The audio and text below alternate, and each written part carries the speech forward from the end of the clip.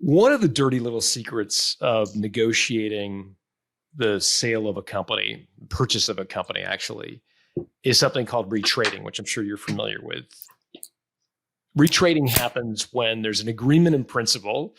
Everybody agrees, and they often sign a letter of intent, which is a relatively formal document. This is, yeah, we're going to pay you whatever, $10 million for your company, and we're going to take all your employees, and the deal's going to close on this date.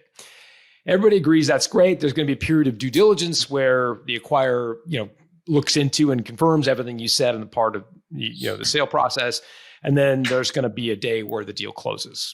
And miraculously, out of thin air, out of the blue, 2 days before closing, the acquirer calls up and says, geez, I thought we were going to pay $10 million for your business, but we found a few things in diligence, and now we're only going to pay $7.5 million.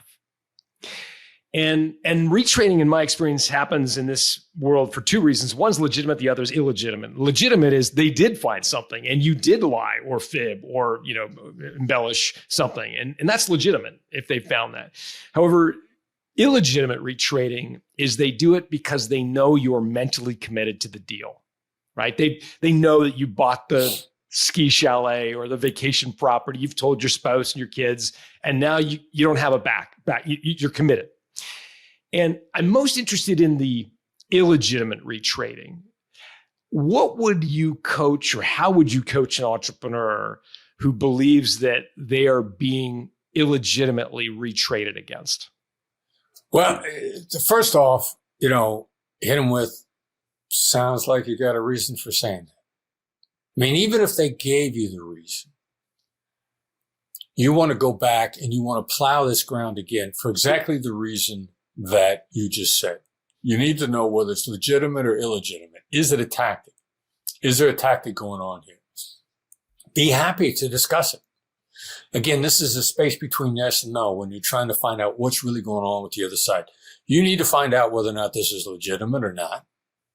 And this is an ongoing test of your ability to simply not get caught off guard. So you want to be willing to dig into it. Be genuinely curious. I mean, be open to the conversation. Because they got deadlines too. They've made promises with the other side. Their time is banging on them just as hard as it's banging on you, because they don't get their bonus if they don't close. So it's not that you're disadvantaged here. They've been telling people about closing this deal too. They've been planning on moving on to another negotiation. They've got their own deadlines. They got other projects they want to work on.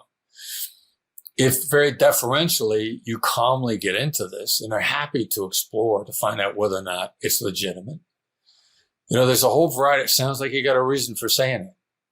Sounds like your diligence process isn't very effective.